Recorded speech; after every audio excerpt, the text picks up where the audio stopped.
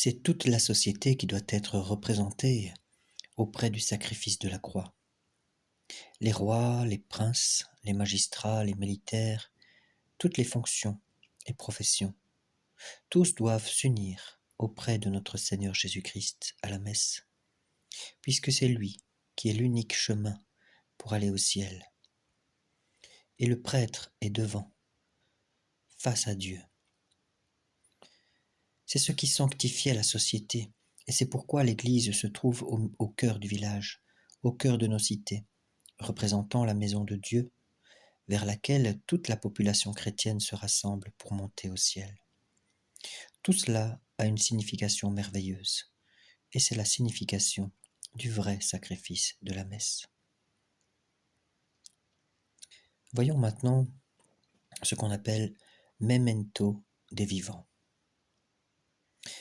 Je lis en latin et en français. Memento Domine famulorum famulorumque tuarum N et N. Souvenez-vous, Seigneur, de ceux que nous vous recommandons, vos serviteurs et vos servantes, N et N. Tibi fides cognita est, et de tous les fidèles ici présents.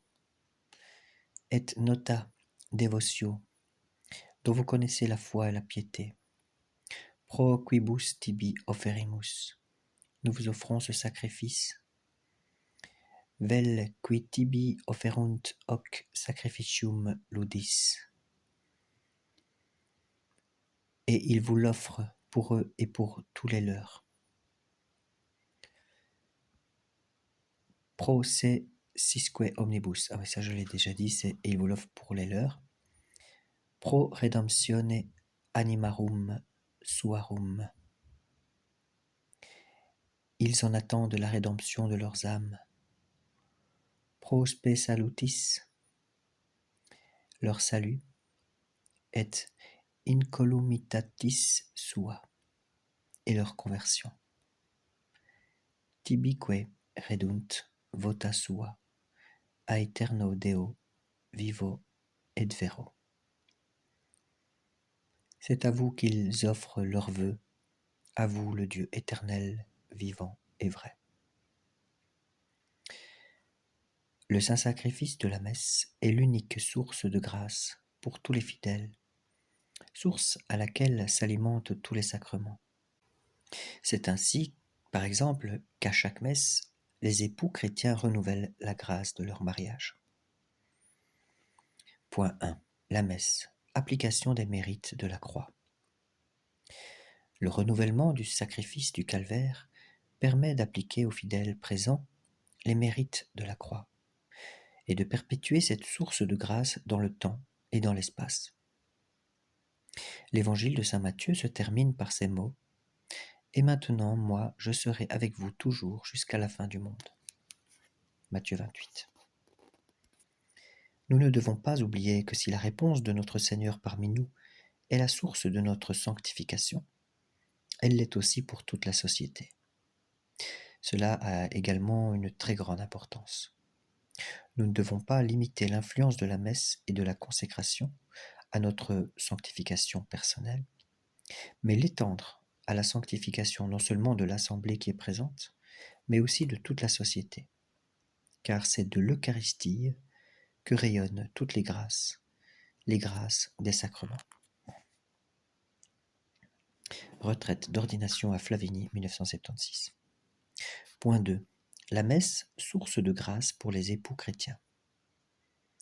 On oublie trop que le sacrement de mariage a sa signification et son symbole dans le sacrement de la croix. Dieu a voulu créer la femme dans le sommeil d'Adam en tirant de son côté ce qui était nécessaire pour la création de la femme. Lorsque notre Seigneur a incliné la tête et qu'il a expiré, son cœur a été transpercé et c'est de son cœur qu'est née son épouse mystique, l'Église. Quelle belle comparaison! La naissance de la femme est le symbole de la naissance de l'Église du côté de notre Seigneur transpercé par la lance. Et c'est cela la signification du mariage. La grâce du mariage est une grâce qui sort du cœur de notre Seigneur Jésus-Christ et qui est symbolisée par son sacrifice.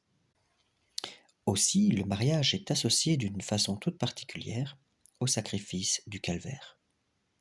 C'est pourquoi l'Église a toujours voulu que le sacrement de mariage soit donné à l'occasion du sacrifice de la messe. Tout cela a une signification remarquable, extraordinaire, et doit encourager ceux qui sont dans les liens du mariage, dans leurs difficultés et dans leurs épreuves. Homélie en 1979. La fécondité du mariage entre notre Seigneur et son Église est signifiée par sa passion, par son sang qui a coulé pour faire naître toute la famille chrétienne. Or, c'est bien cette signification-là qui est appliquée au sacrement de mariage. Saint Paul décrit le mariage comme le symbole de l'union du Christ et de l'Église, dans la lettre aux Éphésiens chapitre 5. Et le magistère a souvent commenté cet enseignement. Et Monseigneur Lefebvre se rapproche ici de l'allocution de Pie XII, qui dit, je cite, « Le mariage n'est pas seulement un acte de la nature, il est encore pour les grandes âmes chrétiennes un grand sacrement, un grand signe de la grâce et d'une chose sacrée, à savoir les épousailles du Christ avec l'Église, l'Église que le Christ a fait sienne et qu'il a conquise de son sang afin de la régénérer pour une nouvelle vie spirituelle, les enfants des hommes qui croient en son nom et sont nés non par la voie du sang, ni par la volonté de la chair, ni par la volonté de l'homme, mais de Dieu. » Pie XII écrivait cela aux jeunes époux en 1942. Fin de citation. Par conséquent, on peut dire que les époux qui assistent au renouvellement du sacrifice de la croix, et donc au renouvellement des noces de notre Seigneur avec son Église, ressuscitent la grâce de leur mariage et augmentent cette grâce particulière dont ils ont besoin pour accomplir dignement, en vrais chrétiens, ce qui leur est demandé dans le mariage. Ils doivent assister à la Sainte Messe. La Sainte Messe est vraiment la pierre fondamentale de la famille chrétienne. L'Église l'a voulu ainsi. Retraite Pascal, 1980. De même que cette union entre notre Seigneur Jésus-Christ et son épouse mystique a produit d'innombrables enfants et a été d'une fécondité extraordinaire, de même les époux doivent s'aimer, donner leur vie s'il le faut l'un pour l'autre, pour répandre aussi la vie naturelle et la vie surnaturelle. C'est le signe de la grâce du mariage. Par conséquent, lorsque les époux assistent à la messe, leur grâce sacramentelle du mariage est renouvelée, est revivifiée par l'exemple du calvaire, par l'Eucharistie qu'ils reçoivent, par cette victime qui est en eux.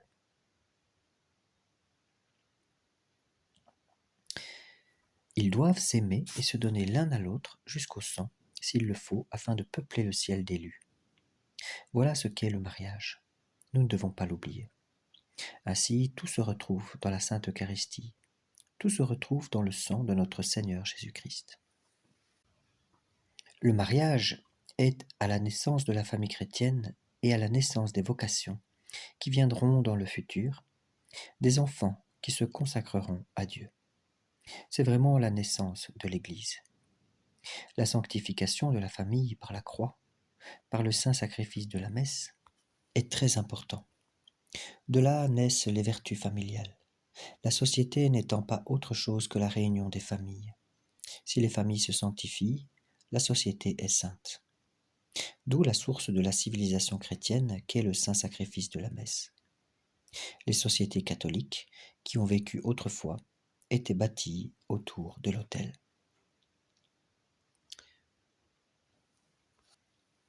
Voyons maintenant le fait que les assistants à la messe sont unis à l'Église triomphante.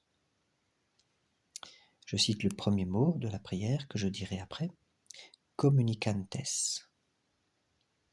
Le canon n'est pas un simple récit, mais c'est une action, donc le canon de la messe. Regardez les vieux missels au-dessus du communicantes, vous verrez, il est marqué infra actionem.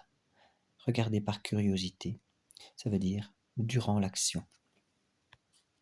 Ça veut dire que le prêtre fait une action sacrificielle. Le prêtre fait le récit de la Passion, mais un récit qui est efficient.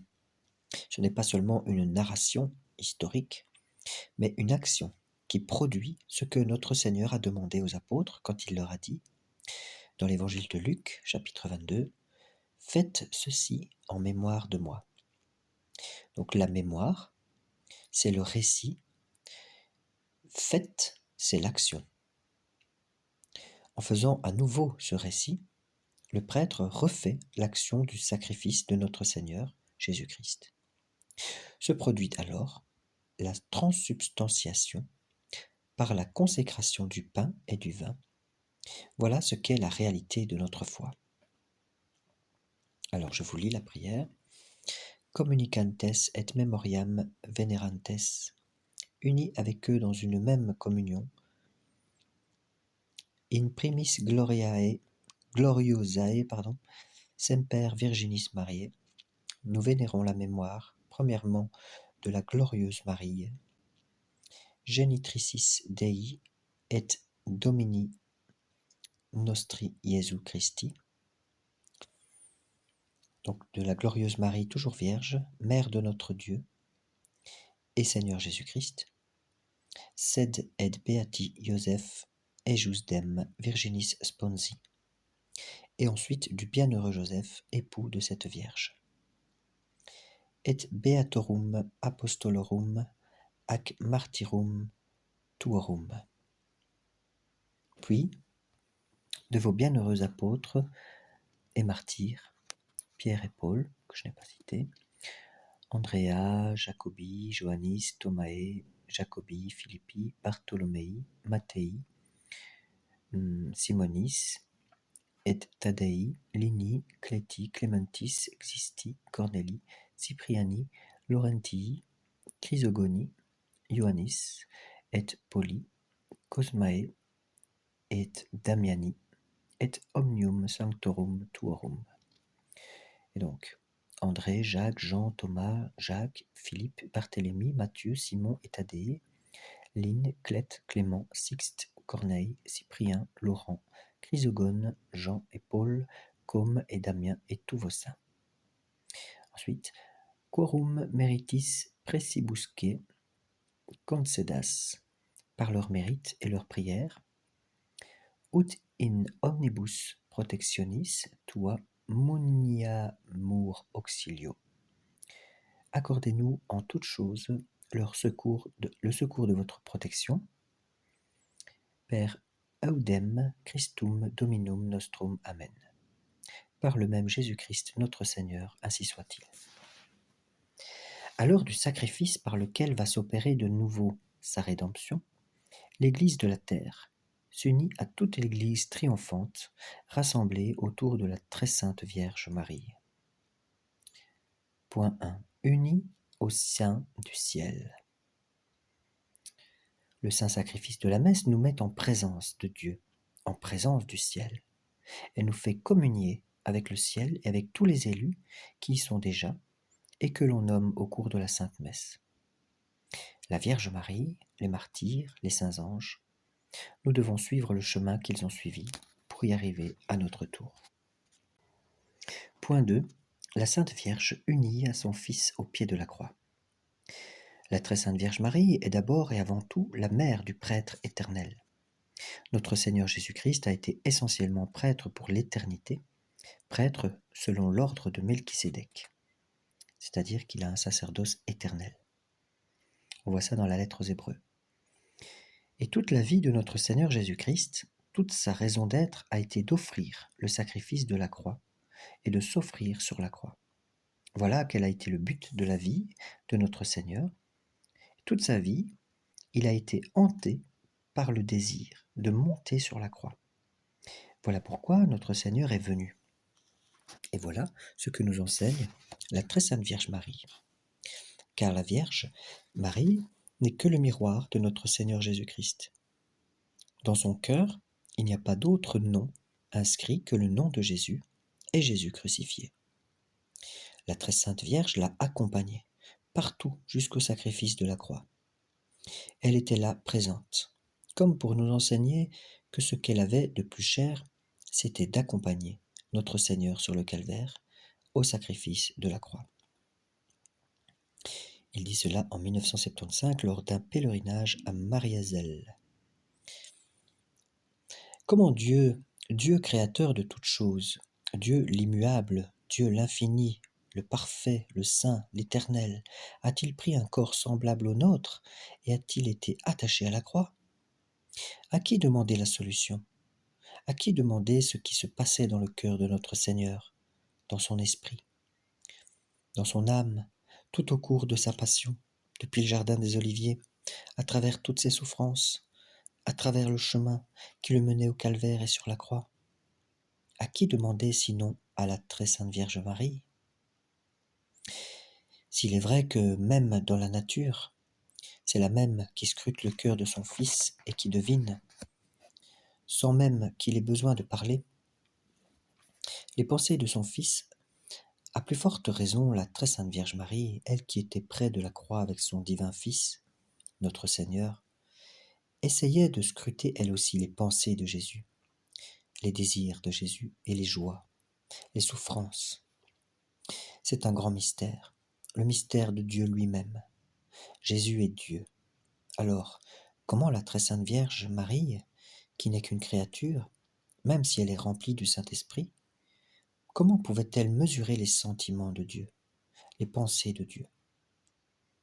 Et comme le dit l'Écriture, l'Esprit Saint scrute les profondeurs de Dieu. Spiritus Sanctus scrutat profunda Dei. 1 Corinthiens 2,10. Et puisque la très sainte Vierge était remplie de l'Esprit Saint, le bon Dieu lui donnait certainement des grâces toutes particulières pour comprendre pourquoi ce Dieu était ainsi accroché à la croix.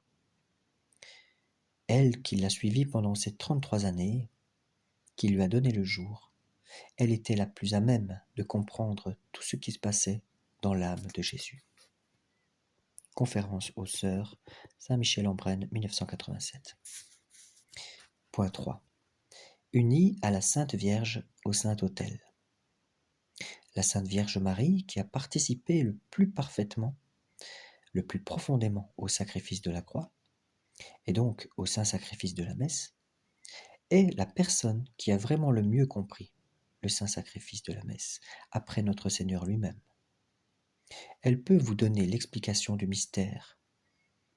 C'est lorsqu'elle était au calvaire, à côté de la croix, qu'elle a participé le plus à ce grand mystère du sacrifice de la croix. Stabat Mater Jesu juxta crucem, d'après Jean 19, 25. La mère de Jésus se tenait debout près de la croix. C'est l'Évangile qui le dit. Elle a eu le cœur transpercé par le glaive à ce moment-là. En voyant les douleurs de son Fils, elle a donc compati. Elle a partagé la passion de notre Seigneur, le sacrifice de la croix. Alors, pour participer le mieux au saint sacrifice de la messe, pour être vraiment unis pendant toute sa vie au sacrifice de la croix, il est bon de se mettre sous la protection de Notre-Dame de compassion, de Notre-Dame de douleur. Souvenez-vous que la très sainte Vierge qui a été présente auprès de notre Seigneur Jésus-Christ au calvaire sera toujours aussi présente à côté de vous au Saint-Autel, car la très sainte Vierge Marie ne quitte jamais son Fils. Homélie, première messe, Besançon, 1976. Quand nous sommes devant l'autel, pendant le sacrifice de la messe, nous pouvons nous dire réellement présents, comme si nous étions auprès de la Sainte Vierge, Saint Jean et Sainte Marie-Madeleine au pied de la croix. C'est absolument la même chose. Le sang de notre Seigneur vivifie nos âmes. Dans les miracles eucharistiques, le sang coule de l'hostie. Le sang est vraiment présent dans l'hostie. Lorsque vous assistez au saint sacrifice de la messe, vous pouvez vous dire « Je suis avec la Vierge Marie, je suis avec Jean, je suis avec Marie-Madeleine auprès de la croix de notre Seigneur Jésus-Christ. » Et vous pouvez demander que le sang de Jésus se répande sur votre âme afin d'être sauvé.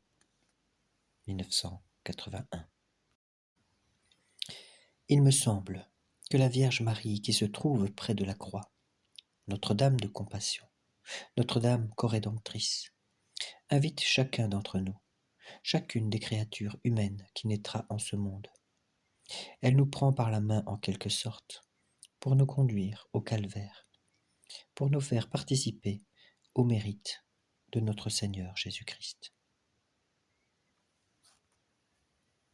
Dans la prochaine vidéo, nous verrons, toujours dans le canon de la messe, la prière d'offrande. Et nous verrons en profondeur comment nous offrir avec notre Seigneur en victime d'amour. En attendant, je vous invite à vous abonner, à commenter, à partager ces vidéos et à la faire connaître donc pour la gloire de Dieu et le salut du monde. Gloire à celui qui est, qui était et qui vient.